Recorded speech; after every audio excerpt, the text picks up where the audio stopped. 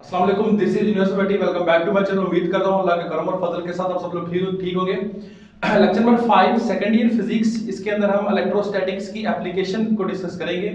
इससे पहले हम लेक्चर नंबर 4 के अंदर पहली एप्लीकेशन इलेक्ट्रोस्टैटिक की डिस्कस कर चुके हैं, जिसको जियोग्राफी या फोटोकॉपियर मशीन कहते हैं। इसके अंदर हम सेकंड एप्लीकेशन को डिस्कस करेंगे, इंकजेट प्रिंटर।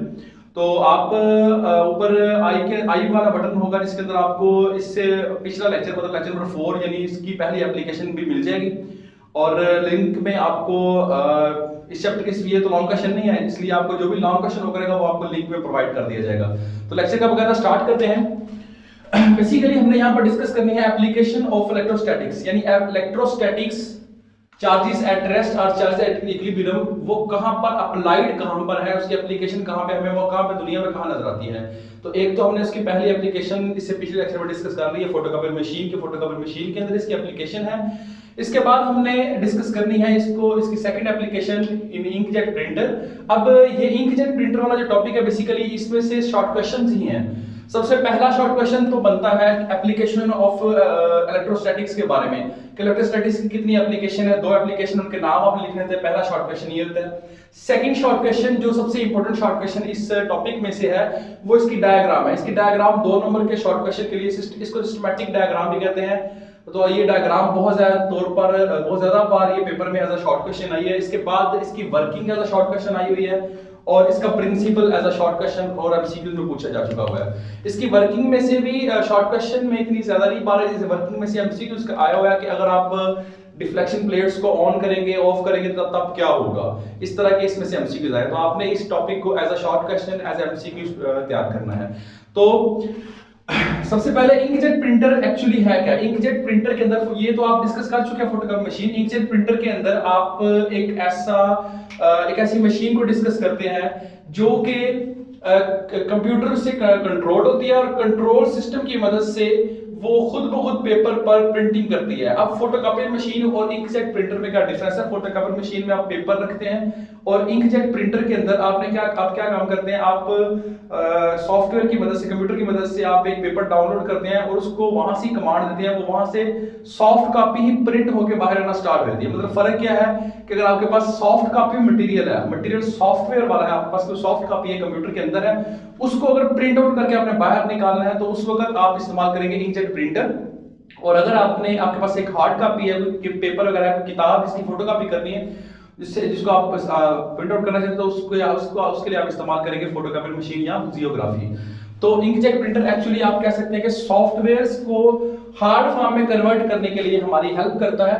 अब तो खैर इसकी एडवांस फॉर्म हो चुकी है, जो हमारी बुक में है वो पुरानी फॉर्म को डिस्कस किया हुआ है, ज्यादा एडवांस फॉर्म यहाँ डिस्कस नहीं की हुई। तो आते हैं डायरेक्ट इसकी डायग्राम और साथ ही साथ वर्किंग। डायग्राम के अंदर ही मैं इसकी वर्किंग साइड समझा दूंगा कि एक्चुअली वर्किंग है क्या, लेकिन आपने वर्किंग में से जो मेजर पॉइंट्स याद रखने हैं वो मेजर पॉइंट कौन कौन से हैं इस डिफ्लेक्शन प्लेट के बारे में, कि डिफ्लेक्शन प्लेट के ऑन ऑफ होने से एक्चुअली होता क्या है। तो स्टार्ट करते हैं। सबसे पहले हमारे पास यहाँ पर एक इंक सप्लाई पोर्ट है जिसके अंदर इंक मौजूद होती है, ऊपर एक पंप लगा होता है, ये पंप इस इंक को ऊपर की तरफ पंप करता है। इसके बाद हमारे पास यहाँ पर प्रिंट हेड है, इसको प्रिंट हेड एक्चुअली कहते हैं।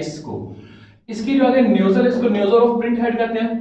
तो अब क्या होता है, इस इंक पोर्ट में से ये पंप इंक को ऊपर की तरफ लेके जाता है और ये इस प्रिंट हेड, इसको प्रिंट हेड इसमें से कहते हैं कि इसकी मूवमेंट की वजह से या ये फिक्स होता है, तो पेपर जब मूव करता है तो इसमें से इंक उस तक पहुंचती है, ये प्रिंट हेड होता है बेसिकली। प्रिंट हेड की जो नोजल है उसको कुछ इस तरह से बनाया होता है आगे से नैरो, ताकि जब इंक उसमें से बाहर निकले तो फ्रिक्शन या कह लें सादे लफ्जों में आप कह सकते हैं कि ये जिस तरह आपने देखा हुआ है कि आपके ये जब आप हजामत वगैरह कर रहे हैं घर के अंदर आप कपड़े इस्त्री कर रहे हैं तो आप वो एक यूज करते हैं एटमाइजर, जिसको आप फुआरा वगैरह भी कहते हैं। तो उसके आगे उसको आप आगे से एडजस्ट इस तरह से भी कर सकते हैं कि वो बिल्कुल एक डायरेक्ट लाइन आगे भेजे, या आप उसको इस तरह भी एडजस्ट कर सकते हैं कि वो काफी सारी फुआर्स यानी काफी सारी जो आपको ना वो एटमाइजर के जो फुआरे वो बने, यानी फ्लो वहां से निकले।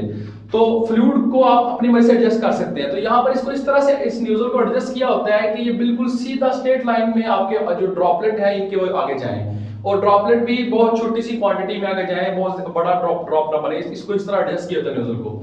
तो न्यूजल का एक्चुअली काम ये होता है। इसके बाद आगे आते हैं आपके चार्जिंग इलेक्ट्रोड्स। इन चार्जिंग इलेक्ट्रोड्स का एक्चुअली काम क्या है? ये चार्जिंग इलेक्ट्रोड्स बेसिकली आपके उस इंक के छोटे से ड्रॉपलेट और ड्रॉप में फर्क है। ड्रॉप थोड़ा सा बड़ा होता है, ड्रॉपलेट बिल्कुल छोटा सा होता है, जिस तरह आप बूंद के कतरे देते हैं हवा के अंदर। तो इंक के उस ड्रॉपलेट को ये charging electrode basically charge provide करते हैं। मोस्टली नेगेटिव चार्ज होता है, क्योंकि आप मोस्टली नेगेटिव चार्ज क्यों होता है, ये भी कई बार एंटीटेस्ट लेवल की बात पूछी जाती है। वो क्यों होता है? क्योंकि आपको पता है कि अगर आप, क्योंकि ये सॉलिड है चार्जिंग इलेक्ट्रोड्स, तो इस सॉलिड में से इलेक्ट्रॉन रेडिकल होते हैं, फ्रीली मूव कर सकते हैं, जबकि पॉजिटिव आयन पूरा का पूरा मूव नहीं करता। पॉजिटिव आयन सॉलिड के अंदर साथ साथ जुड़े होते हैं, बिल्कुल लेयर्स बनी होती है इनकी। तो इस वजह से इलेक्ट्रॉन ज्यादातर यहाँ पर नेगेटिव चार्ज ही क्रिएट होता है। तो लेकिन आप यहाँ पर नेगेटिव पेपर के अंदर मेंशन नहीं कर रहे, यहाँ पर सिर्फ ये चार्जिंग इलेक्ट्रोड को चार्ज करते हैं सिर्फ, इन ड्रॉपलेट्स को। इंक ड्रॉपलेट्स आपके चार्ज होते हैं with the help of charging electrodes, और ये चार्जिंग इलेक्ट्रोड्स बेसिकली कंट्रोल हो रहे होते हैं पीछे से कंप्यूटर की मदद से। इंस्ट्रक्शन इसको खुद ब खुद मिल रही होती है।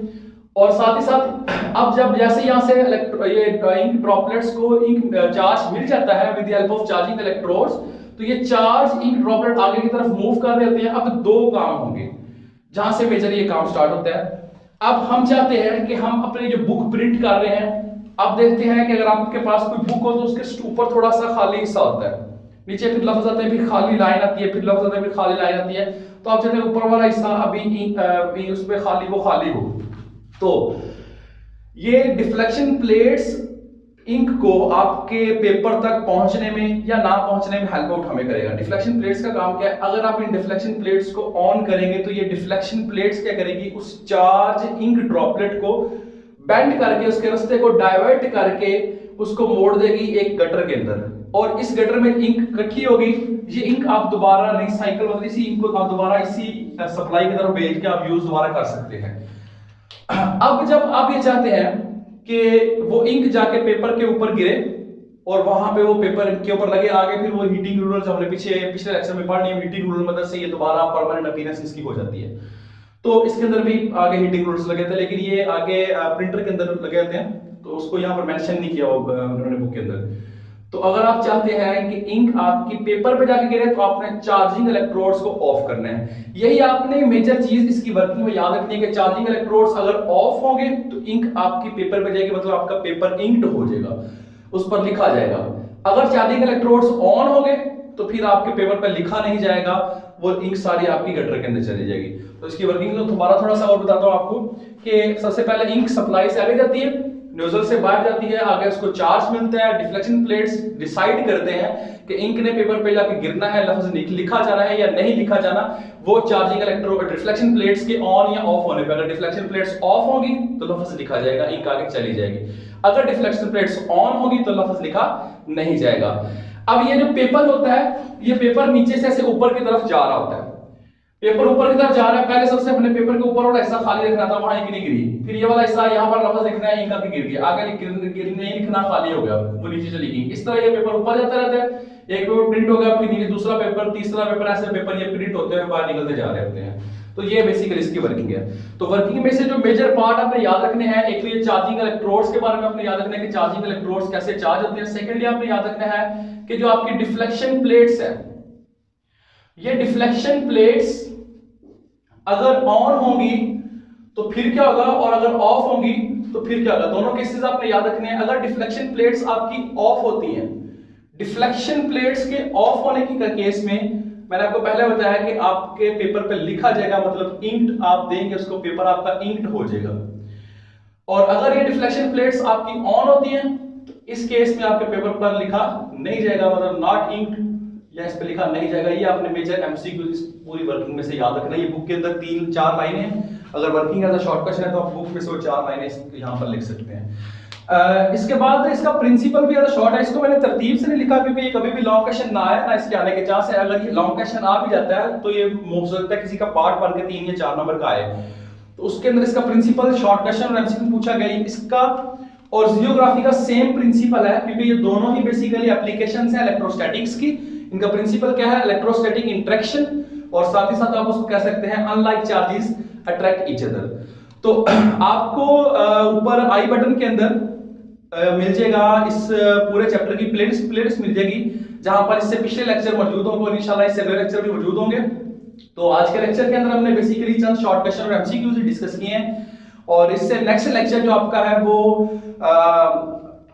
इलेक्ट्रिक फ्लक्स है, और वो एक इंपॉर्टेंट लॉन्ग क्वेश्चन भी बन सकता है पेपर में, एज अ शॉर्ट भी उसमें से आते हैं, उसमें से एमसीक्यूज भी आते हैं, तो इंशाल्लाह वो भी नेक्स्ट जल्द आपको प्रोवाइड कर दिया जाएगा। लेक्चर को शेयर भी किया करें, चैनल को सब्सक्राइब भी किया करें, और कोशिश किया करें आपके दोस्तों तक जाए ताकि आपके दोस्त भी इससे मुस्तफीज हों। बाकी दुआ में याद रखिएगा। अल्लाह हाफिज़।